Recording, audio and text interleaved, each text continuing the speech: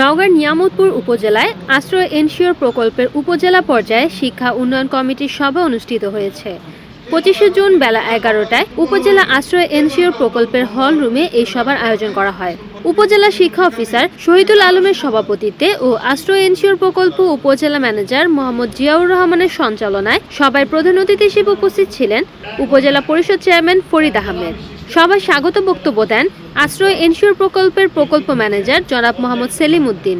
সভায় বিশেষ অতিথি হিসেবে উপস্থিত ছিলেন উপজেলা পরিষদের ভাইস চেয়ারম্যান রায়হান কবির রাজু, মহিলা ভাইস চেয়ারম্যান নাজমিন আরা খাতুন, উপজেলা সহকারী শিক্ষা অফিসার মাকসুদুল হক প্রমুখ।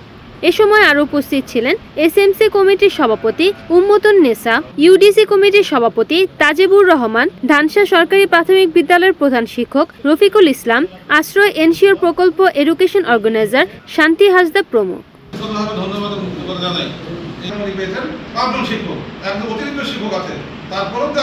রিপোর্ট করেছেন নওগাঁ প্রতিনিধি মোহাম্মদ ইমরান ইসলাম, NN টিভি।